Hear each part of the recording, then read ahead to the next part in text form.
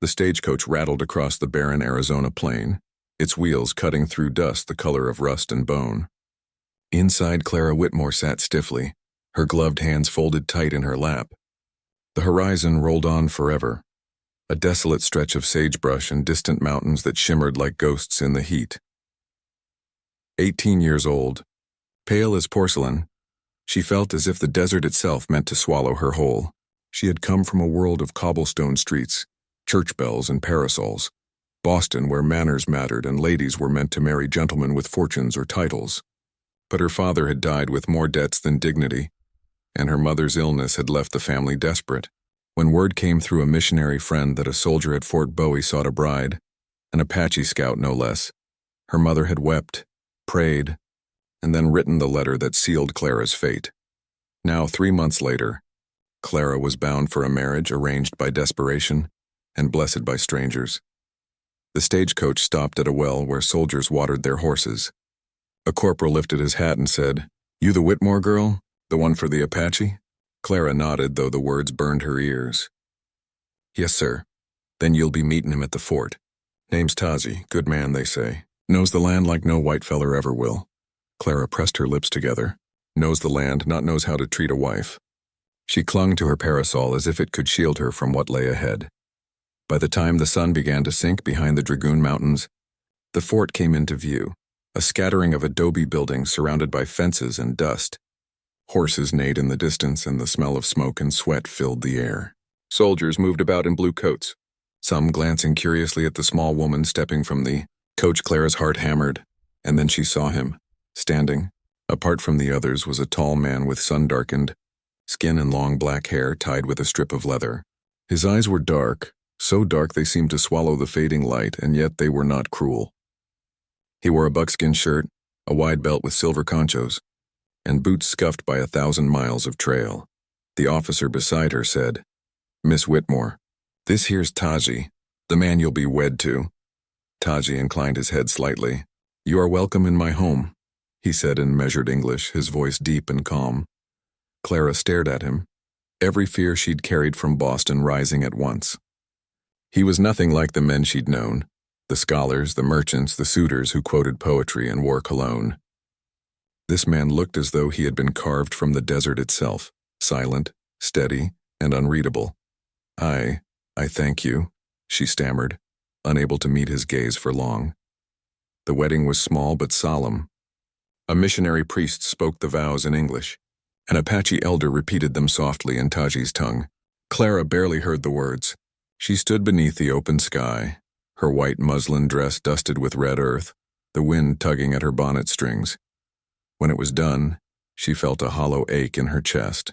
She was married to a man whose world she did not understand, whose people she had been taught to fear. That night, they rode to his home, a small adobe dwelling nestled against the base of a hill not far from the San Simon Valley. The stars above stretched wider than she had ever imagined, thousands upon thousands glittering like shards of glass scattered by God's own hand. Inside, the home was sparse but clean, a bed covered with woven blankets, a fire crackling in a clay hearth, the smell of mesquite wood sweet and strange. Taji lit the lamp, then spoke softly. "You will rest here.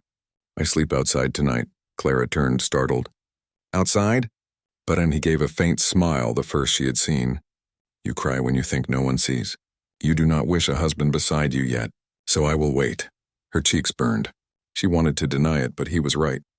Tears had come the moment the fort faded behind them, the kind that burned in her throat and made her hate herself for weakness.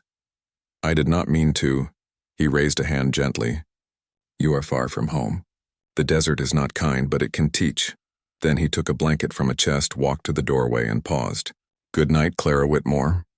She watched him step into the starlit darkness, his silhouette framed against the open sky. The night stretched on. Clara sat by the fire, listening to the wind outside. Coyotes howled in the distance, their cries eerie and wild. She hugged herself, feeling the weight of her new name, Mrs. Taji. It sounded strange even in her thoughts. She thought of Boston, the flicker of gas lamps, her mother's piano, the smell of lilacs in spring. All of it felt like another life entirely.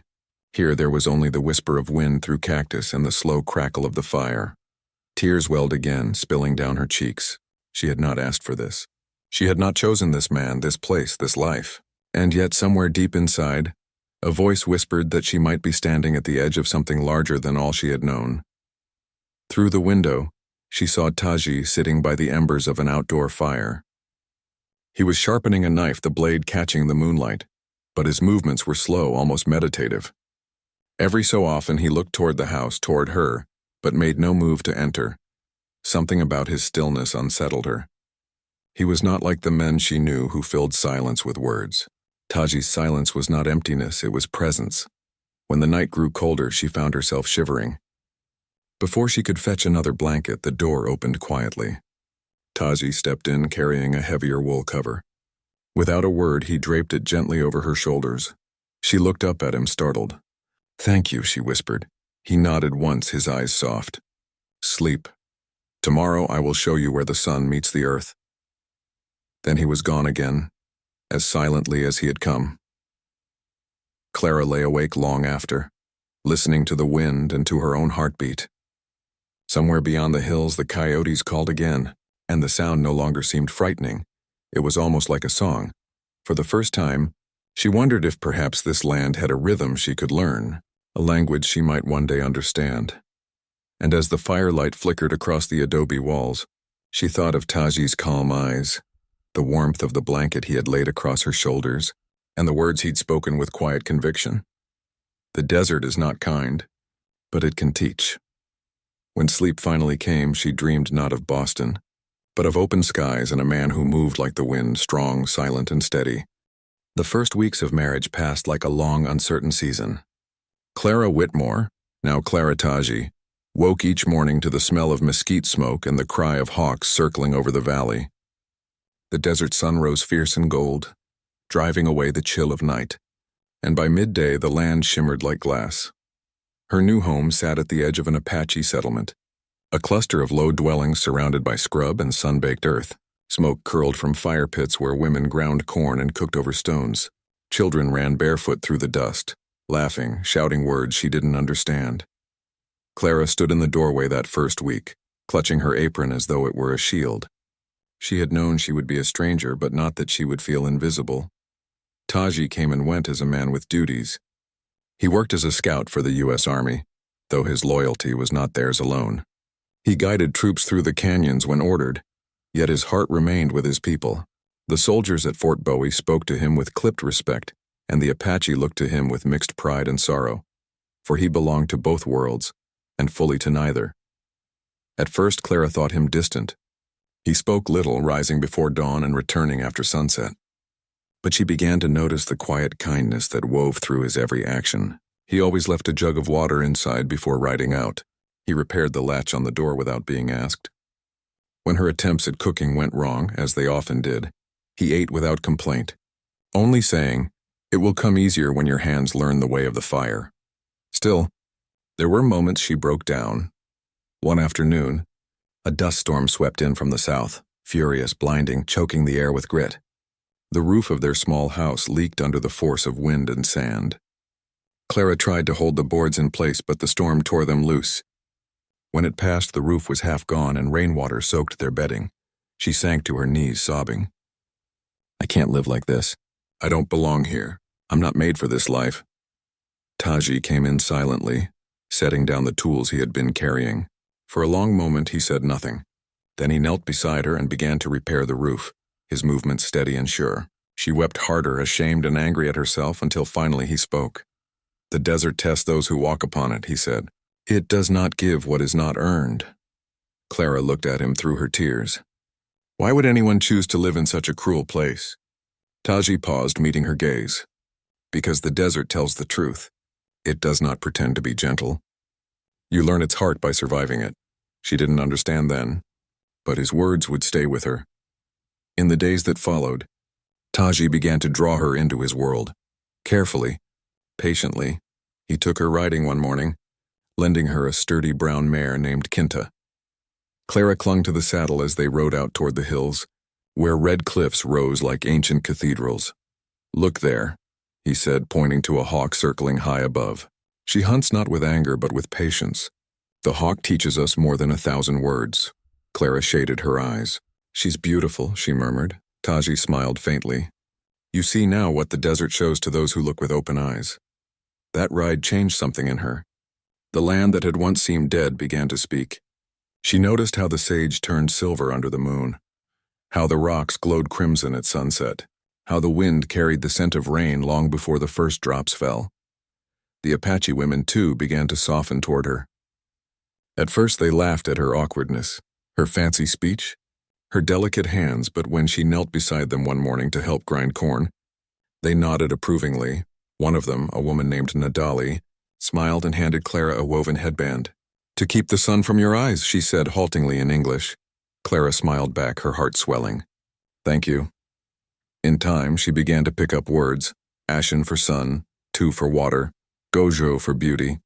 She found joy in small victories, baking bread without burning it, stitching a blanket with patterns the women showed her. But the loneliness did not vanish entirely. At night, when Taji sat outside by the fire, she would watch him through the doorway. His profile outlined against the flame, his eyes distant. What do you think about when you sit there? She asked once. He took a moment to answer. Of my father. Of the old ways. Of the songs that are not sung anymore. Will you teach me one of them? He looked surprised, then smiled.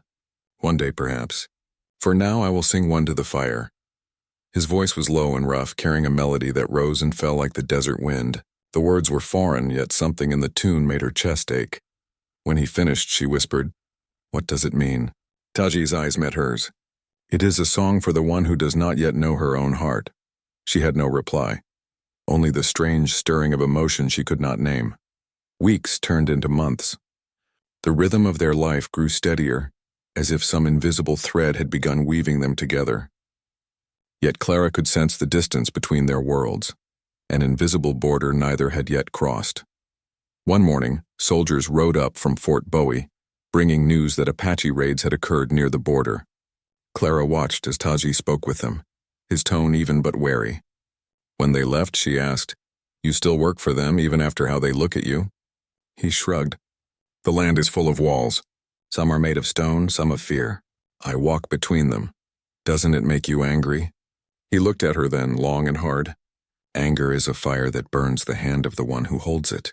I keep mine small so it gives light instead. Clara fell silent. She had been raised to think of anger as something to hide, not something to master. But in Taji's calm she saw a kind of strength she'd never known, a dignity not taught in any parlor or church. That night, as they ate by the hearth, she found herself watching him more closely. The way the light touched his skin, the faint scar along his jaw, the gentleness in his movements. When he glanced up and caught her looking, her face flushed. You are learning the desert, he said quietly. How do you know? She asked, flustered. He gave that faint, knowing smile. Because it shows in your eyes. You no longer look for what is missing. You see what is here. Her heart fluttered, and for the first time since arriving, she smiled without effort. But even as warmth grew between them, Clara sensed the weight he carried, the burden of being both bridge and outcast. The white settlers distrusted him. The Apache questioned his service to the army.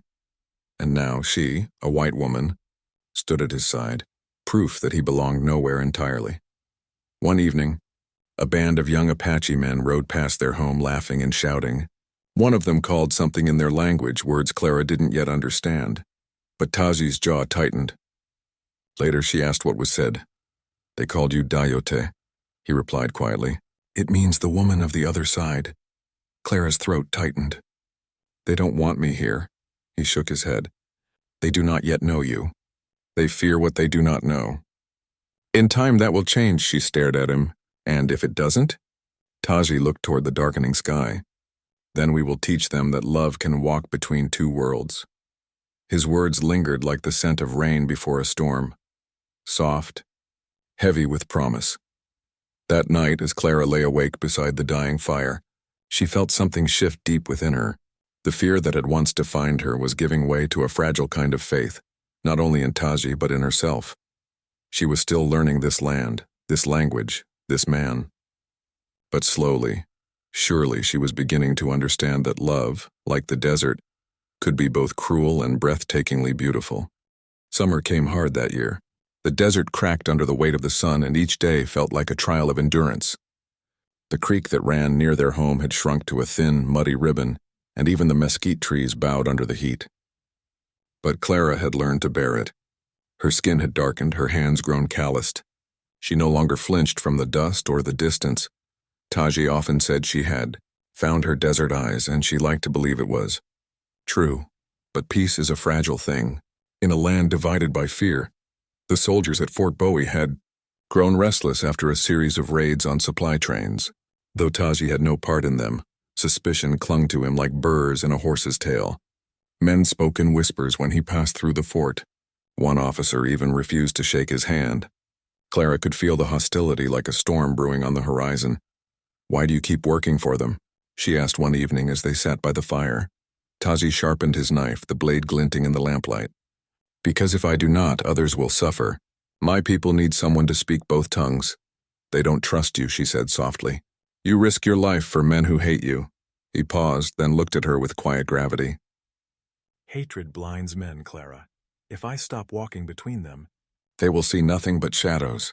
She wanted to argue, but couldn't. His calmness both comforted and infuriated her. The tension reached a breaking point one night when a group of settlers rode into the valley, drunk and loud. Clara had been fetching water from the creek when she heard the horses. Their laughter came first, rough, cruel, and then the words that froze her blood. "Where's that Apache half-breed? Heard he's keeping a white woman prisoner." Clara's pail slipped from her hands, water spilling into the dust. She ran for the house, heart hammering. Taji met her halfway, already armed. He had heard them, too. His rifle hung across his back, but his eyes were calm, too calm. "Stay inside," he said. "No. They're drunk, they'll kill you." "I will not fight unless they force me." Before she could answer, the riders appeared. 5 men, rough-faced and sneering. One of them, broad-shouldered with a scar across his cheek, spat into the dirt. "There he is," he drawled. "The government's pet savage." His gaze slid to Clara. "And the lady." "Don't you worry, ma'am. We'll get you out of this heathen hole." Clara's stomach turned to ice. "I'm not your concern," she said, voice trembling but firm. The man laughed. "You hear that, boys? She's gone soft on him." Taji stepped forward, voice low. "You have no business here."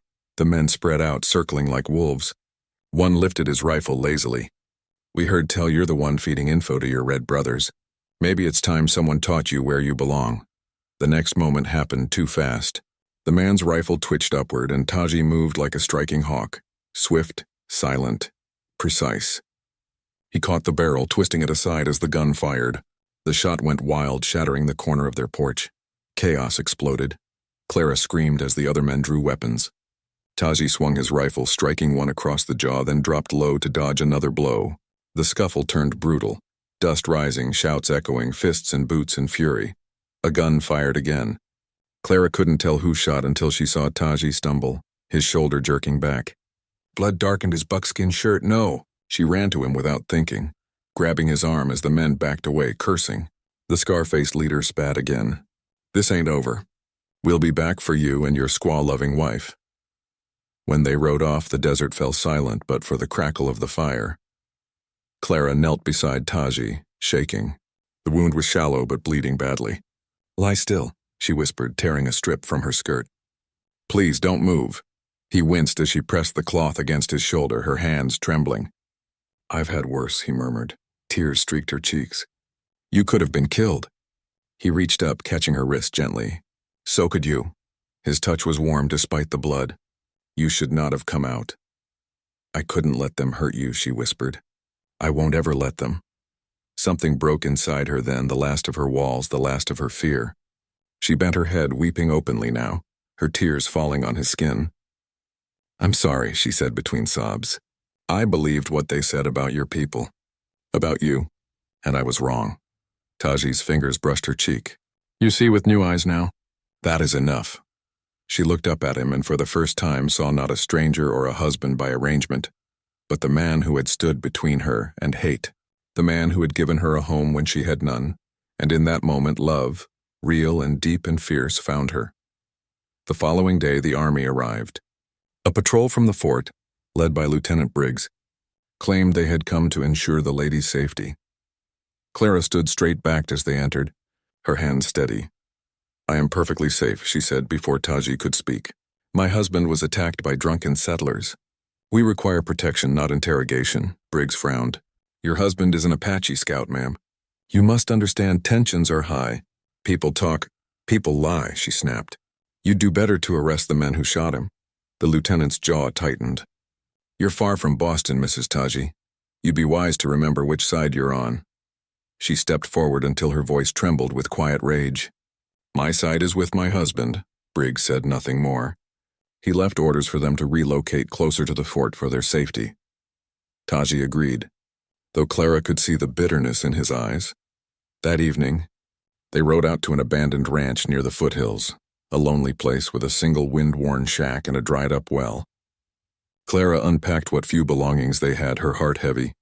It's not fair, she said finally. They punish you for surviving. Taji stood at the doorway watching the sunset. Fairness is a dream for those who sleep safe behind walls. We live awake, she came to stand beside him. The sky burned with color, gold fading to crimson, crimson to violet. Then we'll stay awake together, she whispered. He turned to her slowly, and the look in his eyes was something she had never seen before. Soft, unguarded, full of quiet longing. He touched her cheek, tracing the line of her jaw with his thumb. You are braver than the men who call themselves soldiers, her breath caught. And you are kinder than any man I've ever known. He leaned closer, his forehead resting against hers. The world will not understand us, he said. Then let it not understand, she murmured. We'll make our own world. When he kissed her, it was not the desperate kind of love she had read about in books. It was slow, reverent, like the desert rain that falls after months of drought. Rare, life-giving, and forever remembered. That night, Clara lay beside him under the open sky, his arm wrapped gently around her. The stars above seemed endless, bright as scattered embers. For the first time since leaving Boston, she did not feel lost. She felt found. The desert wind whispered through the grass, carrying with it the faint echo of his words. The desert tells the truth. And as she drifted into sleep, Clara knew that truth at last, that love, when born of pain and courage, could burn brighter than hatred ever would. Autumn found them living quietly at the old ranch by the foothills, where the air was cooler and the world felt far from the violence that had driven them out. The land around them was both cruel and generous, dry most days, but blessed with sudden bursts of rain that brought wildflowers overnight. Clara had come to love the desert's rhythm, its hidden pulse. Each morning she rose before the sun, feeding the chickens and sweeping the dust from their small porch. When the air grew hot, she wove baskets or mended Taji's shirts by the window. Life was simple, but it was theirs. At night, when the stars stretched endless above them, she would rest her head on Taji's shoulder, listening to the hum of cicadas and the steady beat of his heart. They rarely spoke in those moments. Words were too small for the quiet peace they shared. Still, the memory of that night of blood and hatred lingered. Clara often woke from dreams of gunfire and shouting, her hand reaching for him in the dark. Each time he was there, solid, warm, his arm drawing her close. You are safe, he would murmur. The storm is gone, yet both knew that peace was only a borrowed season. One morning, a rider approached from the valley, a messenger from Fort Bowie. He brought a letter bearing the Army's seal. Taji read it in silence, then folded it carefully. They asked me to scout again, he said. There are rumors of unrest near the border. Clara's chest tightened. After what they did to you? After what happened? He met her gaze calmly. If I refuse, they will send men who see the Apache only as targets. If I go, maybe fewer will die. She wanted to protest, to beg him to stay, but she saw the quiet resolve in his face, the same look he wore when facing the storm, when defending her, when choosing the harder road simply because it was right. When do you leave? She asked softly. Tomorrow. That night, as they sat by the fire, Taji brought out a small bundle wrapped in deer hide. He unrolled it to reveal a silver locket, delicately carved with Apache symbols, a sun, a hawk, and a river. Clara gasped. It's beautiful. He opened it, revealing a lock of her golden hair tied with a strand of his black one. So we walk together, he said. No matter what path finds us. Tears blurred her vision. Taji. If something happens, He placed a finger gently on her lips. You will not speak such words. The desert listens. She leaned forward and kissed him then, slow and sure, her tears mixing with the taste of smoke and salt. When she finally spoke, her voice was steady. Then I will wait for you, no matter how long. The next morning, before dawn, he saddled his horse. The horizon glowed faintly pink, and mist hung low over the dry creek bed. Clara stood barefoot in the doorway, the locket warm against her throat. He brushed a strand of hair from her face. You have made this place home, he said softly. Even the wind knows your name now. Come back to me, she whispered. He nodded once, then turned his horse toward the open desert. She watched him ride until he was nothing more than a shadow swallowed by the rising sun. The days that followed were long and hollow. Clara kept busy, tending the animals, hauling water, patching leaks in the roof, but every sunset brought the ache of his absence. At first she heard nothing. Then word came through traders. A skirmish near the border, scouts injured, soldiers killed. No names, the waiting gnawed at her. Each night she lit a small fire outside and sang softly, the lullaby she had once heard him hum. The one who does not yet know her heart, he had said. Now she sang it for him, hoping the desert winds might carry it to wherever he was. Her loneliness was worsened by cruelty. Travelers passing through sometimes stopped for water or food. When they learned she lived alone and that her husband was Apache, their eyes turned cold. One woman from a wagon train said with a sneer, You poor thing. He must have taken you young.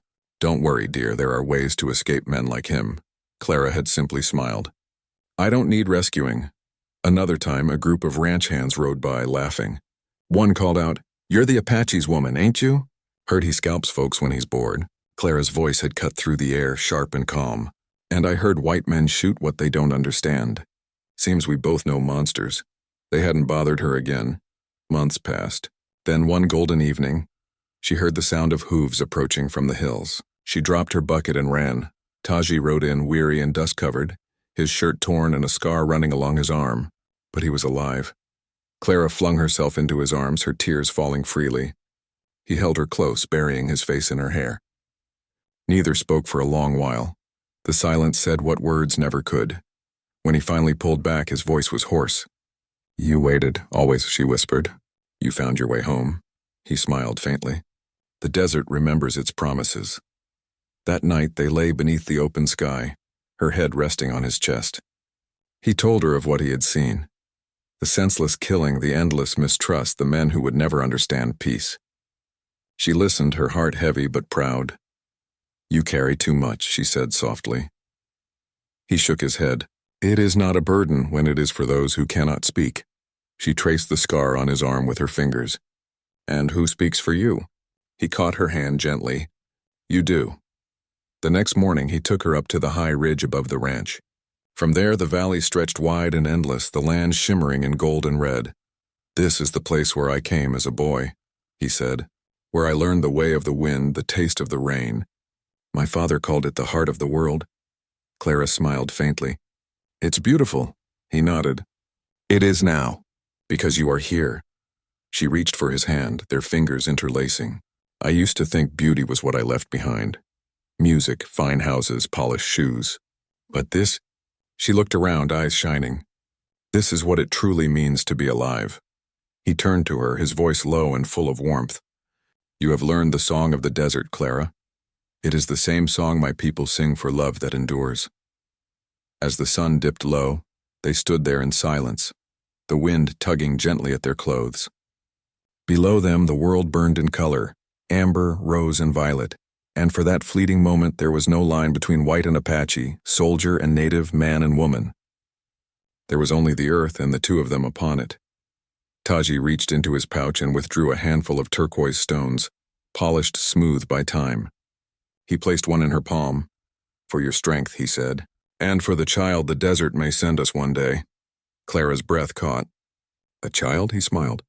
If the wind wills it. She closed her fingers around the stone. Then we'll raise them here, between two worlds but belonging to both. Taji nodded, his eyes glinting in the fading light. That will be our gift to this land. That night, as the stars returned to their places in the sky, Clara lay awake beside him, tracing the locket at her throat. She thought of all she had learned, The strength of the earth, the patience of love, the power of forgiveness. The desert had once frightened her with its silence. Now she understood that silence was not emptiness, it was the space where truth lived, and as Taji's breathing slowed beside her, she whispered into the darkness, "Thank you, my love, for teaching me how to see." The wind stirred the curtains, carrying her words into the night. Somewhere beyond the hills, the coyotes answered, their calls weaving through the stars like a song. Years passed, and the world around them began to change. The railroad stretched its iron veins across the plains. New settlers poured into the west, and the desert that had once belonged to the wind and the hawk now echoed with the whistle of trains and the hammer of progress. Clara watched from the porch of their small ranch house as wagons rolled by, their wheels kicking up red dust that glowed in the sunlight. She was older now, her hair touched with gold and silver, her hands rough from years of work, but her eyes still held the same spark that had once challenged a proud Apache warrior to see her as more than a frightened bride. Behind her, Taji was carving a new post for the corral fence. His movements were slow, measured, the strength of his youth tempered by wisdom. When he looked up and saw her watching, his mouth curved into that quiet, knowing smile that still made her heart ache. "Another trail of wagons," she said softly. "Seems every month the world grows a little louder." He wiped his hands on his trousers and joined her at the porch. "The land remembers what it was," he replied. "Even if men forget." Clara leaned against him, resting her head against his shoulder. "Do you think it will forget us someday?" He turned his gaze toward the mountains where the late sun burned the sky in crimson and gold. "No," he said simply. "The wind will remember your laughter. The soil will remember your steps. And the river—" He paused, brushing a strand of hair from her face. "The river will remember our love." The years had given them much, peace, understanding, and a son. Samuel, now 12, had his mother's fair hair and his father's eyes, deep and steady like the desert pools after rain. He spoke both English and Apache, could ride bareback through the hills, and had learned the old stories that Taji passed down by firelight. Clara sometimes watched him as he sat beside his father, listening intently as Taji spoke of his people, of honor, of balance, of the sacred bond between man and earth. She knew that in Samuel, two worlds had found a fragile peace, but peace in the land was harder to keep. The army still watched the reservations with suspicion. Settlers feared raids that no longer came. Rumors stirred like dust in the wind. One spring, word reached them that Taji's cousin, one of the few still free beyond the borders of the reservation, had been captured. The soldiers planned to move him east in chains. Taji's jaw tightened. "He is no enemy," he said. "He only wants to live where his father is buried." Clara placed a hand on his arm. "You can't go." "Not this time, I must." His voice was quiet but resolute. "If they take him away, they will not stop there." She knew he was right. And yet she felt the old fear clawing at her chest, the same fear that had haunted her when he left to scout for the army years ago. That night, as they lay together, she whispered, "If the world won't change, what's left for us?" Taji's answer came softly through the darkness. "Then we change the world one heart at a time. That is all anyone can do." He rode out before dawn. Samuel stood beside her on the porch, watching his father vanish into the horizon. "Will he come back?" the boy asked quietly. Clara's hand trembled as she placed it on his shoulder. "He always does," she said, but her voice cracked on the last word. Days stretched into weeks. Clara kept the fire burning every night, a single flame that never went out. The desert winds grew harsh. Sandstorms swept through the valley, turning the air into gold and fire. Still she waited, her prayers carried by the same wind that had once brought her love. Then one dusky evening, as the sun bled into the mountains, she saw a figure approaching. At first she thought her heart had tricked her, but then she saw the familiar way he rode, upright, sure, unhurried, and she ran down the path barefoot, calling his name, Taji. He dismounted slowly, his clothes torn and face weary. In his arms he carried a folded blanket. Within it lay a small bundle. Her eyes widened as she saw movement. "It's his daughter," Taji said softly. "Her mother was gone. I couldn't leave her." Clara reached out, gently lifting the baby into her arms. She was dark-haired, with skin like warm bronze and eyes wide as the desert sky. The child blinked up at her, unafraid. "She's beautiful," Clara whispered. "What's her name?" Her mother called her Ayana, Taji said. "It means eternal blossom." Clara smiled through tears. Then she will grow here between two hearts. They raised Ayana as their own. Samuel adored her, carrying her on his shoulders and teaching her words in both languages. Clara taught her to read, to sew, to listen to the hum of bees in the cactus bloom. Taji taught her to track the rain, to honor life and never take more than was needed. In that small family, two born of different worlds, two children of both, a peace deeper than any treaty took root. Years later, travelers passing through often stopped at their ranch to rest. Some came from the east, their faces pale and eager for fortune. Some were soldiers, quiet and hardened by regret. Clara and Taji welcomed them all, offering water, bread, and shelter. When asked about her husband, Clara would simply smile and say, "He taught me what love means." And when they asked Taji how a warrior of the Apache came to marry a woman from New York, he would look toward the horizon and say, "The wind chose her for me." One summer evening, as the sun fell behind the mountains, Clara sat outside with Ayana at her knee. Samuel was away trading horses. Taji was inside, finishing a carving for their daughter's birthday. The cicadas sang, the air warm and fragrant with sage. "Tell me again," Ayana said, her small hand tugging at Clara's sleeve. "How did you and father fall in love?" Clara smiled softly. "I cried on my wedding night," she said. "I was afraid. I thought I had lost everything," Ayana frowned. "But you found father." "Yes," Clara said, her eyes glistening. "And in finding him, I found myself. He showed me that love isn't always soft, it can be wild, like the desert wind. But if you listen to it, truly listen, you'll hear the song beneath it." "What song?" Clara gazed out over the horizon where the first stars were appearing. "The song of two hearts that beat as one." Ayana rested her head on her mother's lap, her eyes growing heavy with sleep. Clara hummed a tune, an old Apache melody Taji had once taught her, a song of unity and endurance. Inside, Taji paused his carving and listened. A faint smile touched his lips. In the years that followed, the world continued to change. The railroad reached the town, and the old trails turned to roads. But the ranch remained, standing quiet and steadfast, just as it had since the day two souls from opposite worlds had joined beneath a desert sky. When Clara grew older, and her hair turned fully silver, she often sat outside at sunset, the locket still resting against her heart. Sometimes, when the wind moved through the sagebrush, she swore she could hear faint laughter, the echoes of a girl who once wept on her wedding night, and a man who taught her that love could be freedom, and when her time finally came, it was peaceful. Taji held her hand as the evening light faded, his thumb tracing slow circles on her palm. "Don't be afraid," he whispered. She smiled faintly. "I'm not. The desert will remember us," Taji nodded. "Always." He buried her beneath the mesquite tree overlooking the valley, beside a patch of wildflowers that bloomed every spring. And every evening thereafter he came to sit beside her, speaking softly to the wind as if she still listened. Years later, when he too passed into the silence, Samuel and Ayana buried him beside her. Together again, two hearts beneath the same endless sky, and when the desert winds blew through the valley, they carried with them a song, low, eternal, full of love and memory. The song of two hearts that had once defied the world and taught it what love truly meant.